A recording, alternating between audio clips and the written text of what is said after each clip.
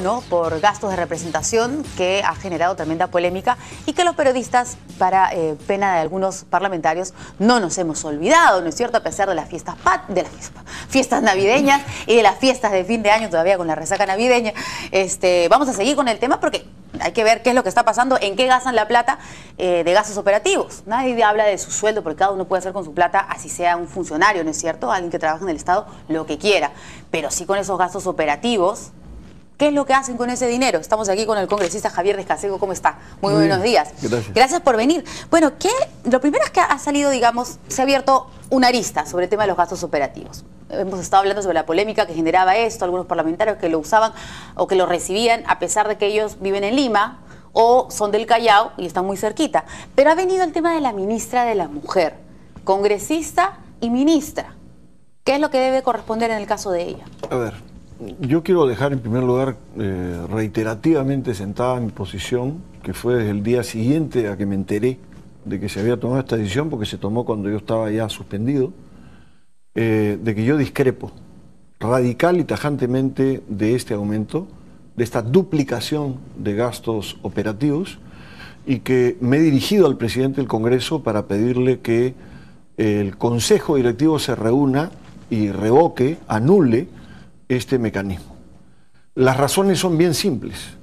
Los parlamentarios reciben, además de los gastos operativos que reciben hoy, reciben un pasaje aéreo semanal que pueden utilizar o no, ¿no es cierto? Cuando tienen la semana de representación, tienen un asesor que los puede acompañar en ese viaje, viáticos pagados. Y pasaje también. ¿No? Y pasaje también. Esto es una cosa que yo no sabía, me he enterado ahora con esta discusión, pero es así. Tienen un equipo con el que pueden trabajar, tienen pagadas sus comunicaciones. Entonces, en realidad, el teléfono celular es abierto, gratis, digamos, no sale del sueldo del tiene un límite, no sale del sueldo. Tiene un límite de uso, ¿no es cierto? El internet, en fin, o sea, lo que implica el funcionamiento de una oficina, de una capacidad de comunicación. Y entonces, el dinero de los gastos de representación es para moverse en la zona, digamos, por vía terrestre, ¿correcto? Las zonas donde uno vaya. Los parlamentarios, además, no son parlamentarios por Lima o por Apurímac, que son parlamentarios de la República. Yo viajo a Arequipa, viajo a Cusco, viajo a Puno, voy a Chiclayo, voy a Piura, voy a Loreto. O sea, atiendo problemas de diferentes puntos del país, ¿no es cierto? Entonces, pero yo creo que lo que hay es largamente suficiente en este terreno para poder funcionar. O sea, ¿a usted sí le alcanza? Sí, por supuesto que me alcanza. Me alcanza y tengo un equipo que me permite un funcionamiento adecuado en la relación con la gente. Más aún, entiendo, porque yo no he participado en esa discusión tampoco, participé en el inicio, después vino la suspensión, que inclusive estarían abriendo oficinas de representación parlamentaria en regiones, de forma tal de que la persona que hace de enlace tendría un local en el cual podría funcionar, lo cual facilita más las cosas todavía. Entonces, yo no le veo ningún elemento de juicio para haberse favorable incrementado y en el caso de los ministros, de los que son ministros y a la vez parlamentarios, me parece que hay una cosa que está clara. Está prohibido recibir dos remuneraciones. Estatales. Correcto. Salvo que sea una de educación, ¿correcto? Porque se puede ser profesor o catedrático universitario y a la vez desempeñar otra función. Pero en ningún otro caso. Y salvo dietas, en el caso de los regidores, por ejemplo, ¿no es cierto? O pagos similares a las dietas. Entonces, estos gastos de representación, ¿qué son? ¿Son gastos de representación? Porque los gastos de representación, teóricamente, debieran rendir cuentas. Si son gastos de representación, yo tengo que rendir cuentas y por eso fue preso el famoso personaje denominado Comepollo. Le he puesto 5 años de cárcel por una factura falsificada aparentemente de 400 soles o 600 soles, no me acuerdo cuál fue la cifra. Y a partir de eso, el año 2008, con la presidencia de Velázquez Quezquén como presidente del Congreso, anularon la rendición de cuentas. Entonces, ¿qué es este mecanismo? Porque si es de libre disposición, en realidad es una remuneración, ¿no es cierto? Claro, entonces, es un monto mensual, es un monto mensual que se tiene que pagar impuestos por ese monto, pero no se tiene que dar explicaciones ni cuenta de para qué se utiliza. Correcto. No se reciben 7, se reciben 5, pero son de libre disposición. No se da cuenta. Creo que tiene otro nombre, ¿no? Correcto. Entonces, este es un tema a aclarar. Y si no hubiera infracción en ese terreno, porque la ley no es explícita en ese campo, lo que sí me parece que está más o menos claro en este terreno es que puede haber una malversación de fondos. Eso se refiere específicamente al caso de la ministra de la Mujer. O sea, es una mala asignación de recursos que tienen una finalidad determinada para otros fines. Y no es solo el caso de ella, yo creo que es un tema que debiera ser esclarecido en todos los casos de los que han tenido cargo ministerial siendo congresistas. Porque aquí hay una cosa que se ha destapado ahora, pero ¿cómo ha funcionado en otros casos? El del señor Urquizo, el del señor del Castillo, el del señor Aurelio Pastor, el de Javier Velázquez Quezquén, el de Mercedes Cabanillas, para poner casos de quienes han desempeñado funciones siendo parlamentarios. El caso del propio Guido de Simón, ¿no? Claro, y en el caso de la ministra de la Mujer, ella es ministra desde diciembre del 2011. Sí. Y ella asegura que nunca ha recibido doble sueldo, que solamente ha recibido el sueldo del Congreso, nada más, y no como ministra. Y ha anunciado que va a devolver todo lo que correspondía a gastos operativos durante todo ese año, digamos, que ha sido ministra y congresista, porque no le correspondía. Eso me parece que es evidente, porque el gasto de representación tiene por objeto facilitar el movimiento de la persona para ejercer sus funciones. ¿Correcto? Entonces son sus viáticos, ¿no? Su hotel, su alimentación, sus pasajes y transporte en la zona, etcétera. Ella como ministra maneja una caja chica. Los ministros ganan lo mismo que los parlamentarios, 15.000 soles. Sí. Y adicionalmente a eso tienen una caja chica. Los parlamentarios tienen un mecanismo que es los gastos de representación. ¿Cuánto es la caja chica de cada ministerio? ¿Por qué no nos informan cuánto es la caja chica de cada ministerio? Claro. O sea, ¿cree usted que de repente ella, bueno, de repente ya no ha recibido ni la caja chica ni el sueldo del ministro? Si no ha recibido la caja chica, significa que ella no se ha movido en el vehículo del ministerio, no ha tenido el chofer del ministerio, no ha recibido pasajes del ministerio, sino que todo lo ha manejado vía el Congreso. Yo creo que eso no es así. Claro. Tan no es así que está devolviendo el dinero. Claro, y me parece que es lo que corresponde recuperar ese dinero. Hoy es miércoles y me toca cumplir mi trabajo como ministra. Utilizo la caja chica del Ministerio de la Mujer. Mañana jueves voy a cumplir mi función como congresista. No. Agarro los gastos operativos y... Eso no funciona, porque eso implicaría entonces que ella no usa vehículo del ministerio, que no te chofer del ministerio. No es así, pues. O sea, los ministros tienen un fondo del cual pagan almuerzos, pagan reuniones, ¿no es cierto? Pagan actividades, pagan transporte, etcétera, que está asignado o en el servicio mismo o en dinero que manejan y giran sobre esa caja chica. Ahora, es cierto que ella ha cumplido con algunas funciones congresales, ¿no? Estuvo en el Pleno del Congreso, claro, justo en la votación que a ordenar la bancada, sí, efectivamente. O sea, que estaba cumpliendo. Sí, pero podemos mirar claramente qué nivel de asistencia, y eso se ve en la página web del mismo Congreso, ¿no es cierto? Y quedará claro que la asistencia es, como es lógico, es escasa. Porque si no, no estaría cumpliendo la función ministerial. O sea, la función ministerial es una función que toma tiempo, que es exigente. Ella además acompaña a la señora Heredia en buena parte de sus presentaciones públicas, de forma tal de que tiene una actividad bastante intensa. Y creo que nadie le cuestiona su funcionamiento, digamos, como ministra y su dedicación. Activa, además, ¿no es cierto? Por supuesto. Y el tema le ha caído así como anillo al dedo, como para... No sé si cabe el término de venganza, porque suena muy grande, ¿no? Porque cuando hubo el tema de la suspensión en su contra, usted dijo que ella fue a ordenar la bancada y ahora resulta pues que se está viendo estos temas de que recibe el sueldo, los gastos operativos, y ha salido usted como uno de los, digamos, rostros emblemáticos para estar en contra de ella. Yo no estoy en contra de ella, estoy en contra de la medida adoptada, estoy en contra de la decisión de aumentar en 7.600 soles o 500 soles estos gastos de representación, que me parece inaceptable, insustentable que un Congreso que se pasa casi medio día discutiendo darle un bono de 300 soles una vez al año a los maestros, tenga el cuajo, ¿no es cierto?, de aumentarse en 7.500 o 600 soles sus gastos de representación mensuales, ¿no es cierto? Un Congreso que ha sido incapaz de resolver durante un mes una huelga que el Ejecutivo no resolvía de médicos, y que tenía, entre otras cosas, que la demanda de nombramiento de médicos que tenían plazas asignadas con presupuesto, ¿no es cierto?, haya permitido que haya un mes de huelga médica y tenga el cuajo de darse un aumento de este estilo. A mí me parece francamente absolutamente fuera de lugar. Pero además es reiterativo, porque siempre se habla sobre los famosos gastos operativos, asignación, gastos de representación que reciben los congresistas, ¿no? Por eso es que sorprende, el bono escolar se tuvo antes, ¿no es cierto? Correcto, entonces, que hubieron quienes no lo cobramos, ¿eh? Hubieron quienes no lo cobramos. Entonces, porque hay quienes han dicho que es irrenunciable. No es cierto. Uno puede renunciar a lo que quiere. ¿Y se queda el dinero ahí? Se queda el dinero en la Congreso. caja, sí. Hay quienes consideran de que para que no se quede en la caja del Congreso y no se maneje de cualquier manera, se le asigna a una organización benéfica. San Juan de Dios, por ejemplo, el hospital, es lo que yo he hecho en otras ocasiones con temas como el del bono escolar, ¿no? Porque me parecía absolutamente fuera de lugar que quienes no tienen hijos o tienen hijos que ya no están en edad escolar, en edad de estudio, reciban un bono de ese estilo. Entonces, si quieren pagar vacaciones, que digan claramente, este es un pago de vacaciones, ¿no es cierto? Y representa el pago de este mes, correcto, pues.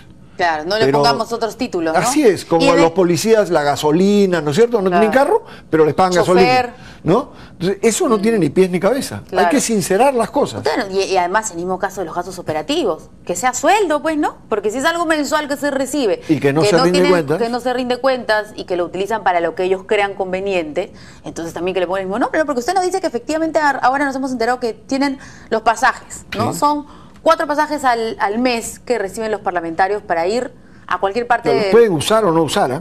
Claro. Pueden no usarlos. Podrían no usarlos, sí, pero están ahí los pasajes. Sí, están. Ahora, se les da viáticos incluso cuando viajan con una persona más. La persona recibe viáticos, el parlamentario no.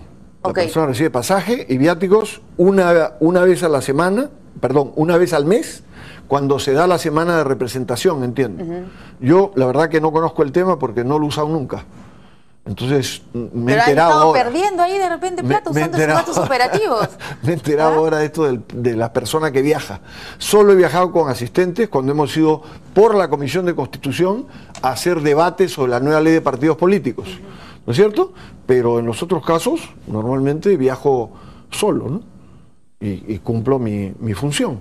Hay personas que requieren un asistente, por supuesto, por razones de dificultad motriz, por ejemplo, ¿no? ¿Para qué se utilizan entonces los gastos operativos? Para moverse en la zona donde uno va, para pagar los pasajes internos o para tomar un vehículo. O para comer. O para comer, para alojarse, etcétera, ¿no? Esa es la función. 5.000 soles. Bueno, es más que está suficiente. Bien, ¿no? Es más que suficiente. O sea, multiplicar eso a 10, a mí personalmente me parece absolutamente fuera de lugar. Y creo que eso es lo que genera una notoria ira. O sea, en este país un auxiliar de educación gana 700 soles. Hay jubilados de la 19.990 que están en cientos, 200, 350 al mes. Entonces, ¿cómo no va a generar molestia, fastidio en este terreno?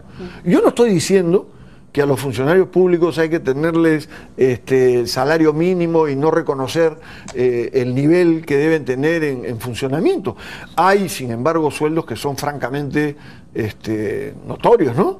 El Consejo Nacional de la Magistratura gana 42.000 soles cada miembro al mes. ¿Y cuántas veces al año? El Banco Central de Reserva, el presidente gana 33.000 y 17 sueldos al año. Entonces, yo creo que esta es una buena oportunidad para colocar sobre la mesa, correcto, la política salarial del Estado. Porque ¿sabe qué?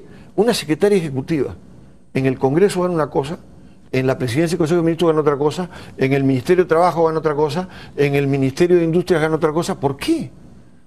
Si los cargos tienen una base, yo entiendo que haya una bonificación por rendimientos, personas que tienen mayor capacitación, etcétera, ¿no es cierto? Pero el Estado tiene que tener un nivel de ordenamiento. Claro, está regulado, es algún papel donde diga, ¿no? Yo propuse hace muchos años una propuesta muy concreta, que era que el salario del parlamentario sea un número de salarios mínimos legales. Por ejemplo, en Argentina, el salario de los parlamentarios son 9 salarios mínimos vitales. 9. De tal manera que ahí de vez en cuando les puede caer un aumentito.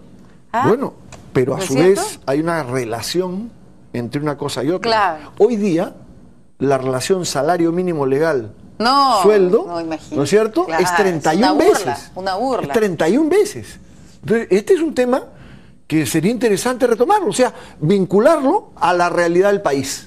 ¿Cuál es el mínimo legal? ¿Cuántos mínimos legales corresponden? Claro. Como las UITs, ¿no? Correcto. Algo así. Correcto. ¿Y hay alguna propuesta de su bancada, digamos, para el tema de los sueldos en general, para ver el tema de los ministros congresistas, para los gastos de representación? Bueno, la posición que ha hecho pública García Belaúnde, que es el vocero nuestro, es contraria. La vocera alterna, que es Verónica Mendoza, también ha hecho conocer una posición contraria y la deben llevar al Consejo Directivo. Yo le he cursado una carta al presidente del Congreso, una vez terminada la legislatura, porque era el momento en el que podía actuar como tal, y entonces los planteamientos en este terreno están concretos. Veo que el fujimorismo, a través del doctor Aguinaga, está defendiendo este aumento, esta duplicación del bono. Lo he leído en medios de comunicación. Por eso me llama la atención de que concentren la atención en un interrogatorio a la ministra, pero no discutan el fondo del problema que estaba planteado. Yo no discuto que se aclare lo de la ministra, que sea aclarado si hay una ilegalidad en la acción y si corresponde... O sea, comisión de fiscalización, comisión de ética... Sí, hay que escoger entre ellas, porque ambas no pueden llevar el tema. Si es un tema puramente administrativo y ético, lo verá la comisión de ética. Si es un tema que implica una violación de norma, en este caso la posibilidad de un manejo de la lógica de malversación, el tema ya es más complejo, porque implica una violación a una ley. Y esa violación a una ley implica una posibilidad de proceso y de una sanción, de una pena. ¿No? Ahora, estoy recordando otro de los ministros congresistas, fue el señor Daniel Mora. Sí. Al inicio del gobierno, ¿no? Y además que ha sido uno de los rostros, digamos, que ha salido a defender en un primer momento el tema de los gastos de representación, ¿no? Así que hay varios ahí, ¿no? Hay varios.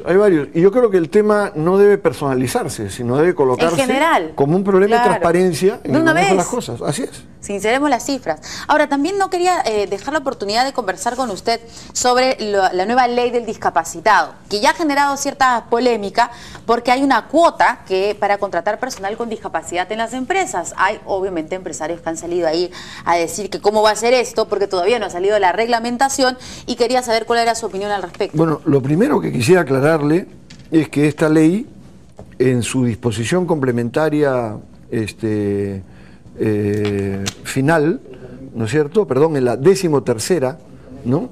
Disposición complementaria final, dice, la falta de reglamentación de alguna de las disposiciones de la presente ley no es impedimento para su aplicación y exigencia. De manera que quede claro que esta ley está vigente desde ahora. Desde ahorita, sí, como decimos. No está vigente desde que salga el reglamento, está vigente desde ahora. Se tiene que aplicar, o sea, ¿de qué estamos hablando? Hay plazos para esto, hay plazos. Pero lo que estamos hablando es de que empresas que tienen más de 50 trabajadores tengan 3% de trabajadores con discapacidad en aptitud de cumplir el empleo, por supuesto. No se trata de que estén en un puesto regalado, sino que esté en aptitud. Claro. Pero esto es un elemento de un funcionamiento de responsabilidad social.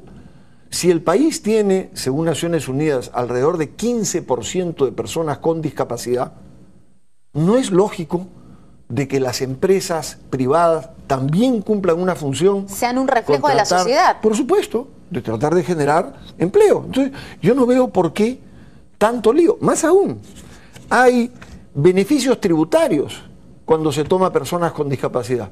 Van a poder descontar de sus costos de planilla, ¿no es cierto?, más de lo que le pagan al trabajador. Pongamos que su sueldo sea 1.000, ¿correcto? En la vigencia anterior se podía descontar 30 hasta 80% adicional. O sea, podían decir como que en realidad estaban pagando 1.800, ¿correcto? Cuando le están pagando 1.000. Y por lo tanto dejar de pagar impuesto a la renta por 800 soles por cada trabajador. No es cualquier cosa, es un beneficio. Sale a cuenta, digamos. Sí. No está tan mal. Todos los costos que tengan en ajustes razonables para que la persona con discapacidad se pueda desempeñar, lo pueden deducir como costo de la empresa. Y sobre eso no pagan impuestos. ¿No es cierto?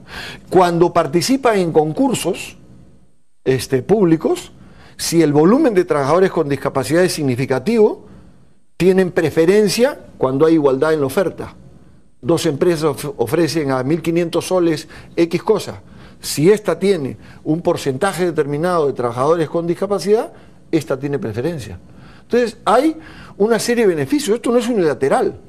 Pero sí es importante que en el mundo del trabajo y en la sociedad en general, las personas con discapacidad no sean invisibles, sino que la gente se acostumbre a que vivimos en una sociedad donde vemos quienes tenemos discapacidad y quienes no la tienen, y que vivimos juntos, y que la vida en sociedad implica responsabilidades de todos en ese terreno. ¿Qué porcentaje de personas con alguna discapacidad hay en nuestro país? Las Naciones Unidas calculan que el promedio mundial es 15%. ¿Y en el Perú?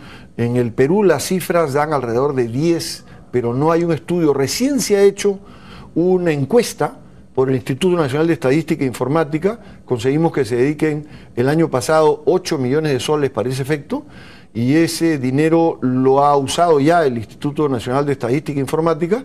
Yo creo que entre enero y febrero deben salir los resultados de esta encuesta. Es una muestra, no es un censo, ¿no? Pero será un primer estudio científico. Dicho ese paso, esa es una obligación de la ley y de la Convención de Naciones Unidas, que el Estado tenga data confiable. Cuántas personas con discapacidad hay, dónde están, qué discapacidades tienen, y que con eso puedan medir la eficacia de las políticas que se están aplicando. Esta ley también tiene otro elemento bien importante. Cada política que el Estado dé sobre discapacidad tiene que venir con su financiamiento, con su pan bajo el brazo. O sea, no cabe decir hay que hacer esto, pero no darle dinero. ¿Correcto? La ley será paulatina, pero va a introducir cambios bien importantes. Por ejemplo, las renovaciones de flota de transporte público, ¿no es cierto?, van a tener que ser con buses donde puedan entrar sillas de ruedas. Lo que ocurre en el metropolitano va a ocurrir en toda la ciudad con el tiempo. De manera obligatoria. Claro. Cuando haya renovación, yo quiero cambiar mi flota, correcto, cambie su flota, pero tenga acceso para personas con discapacidad. Sí, varias veces he hecho yo notas con una persona en silla de ruedas y esta ciudad es hostil. Hostil. Para una persona en silla de ruedas. Hostil. Para la televisión también va a implicar cambios, ¿eh? A ver, ¿cómo por ejemplo? Por ejemplo, este programa, los noticieros deberán tener una persona que haga lenguaje de señas para que el sordo pueda entender lo que estamos hablando. ¿Correcto? Y si no, tendrá que estar subtitulado abajo. Muchas veces en los noticieros lo que se hace es leer un teleprompter, ¿no es cierto? Entonces, está la noticia escrita, se puede colocar abajo, y si no es así, hay una persona que tiene que estar ocupada de y va a ser eso obligatorio para todos los para todos los canales, no solo los estatales. Hoy día es obligatorio para los estatales. Y está, ¿no? Sí. Y funciona. Funciona, y es una forma de incorporación de una comunidad que es muy activa. Los sordos son una comunidad muy activa. Y yo creo que es extraordinariamente importante desde el punto de vista de integración. Muy bien, qué datos interesantes. Entonces, cambios por todas partes sobre el tema de la discapacidad. Y lo más, creo que fundamental que hemos conversado es que si hay tal cantidad en porcentaje de personas con discapacidad, o sea, eso tiene que ver reflejado en las empresas. No puede ser que haya empresas donde no haya una sola persona con discapacidad. Es como darle la espalda a la realidad. Además, algo que es. Yo estoy totalmente seguro de que la gente, como la gente de Wong, la gente de Burger King y otros que tienen una política de emplear personas con discapacidad, Renzo Costa, que hace los productos de cuero, tiene incorporado una gran cantidad de personas con discapacidad, tienen muy buen rendimiento y muy buena relación con la gente. Entonces yo creo que ellos les podrán explicar a otros empresarios que no pasa nada. Que no pasa nada. Al revés, es gente que cuida mucho su trabajo y se esfuerza mucho por mantenerlo, porque sabe lo difícil que le es conseguirlo. Muy bien. ¿No? Muchas gracias, congresista, por todos los detalles, y seguramente vamos a seguir en otras oportunidades hablando sobre esto, porque se vienen varios cambios luego de esta ley que ya está en vigencia desde hoy, con estos cambios que se vienen para las personas con discapacidad, una mejora para ellos. Vamos ahora, muchas gracias. Buenos días. 10:32 a información con nuestro compañero Jimmy Chinchay sobre el río Rímac.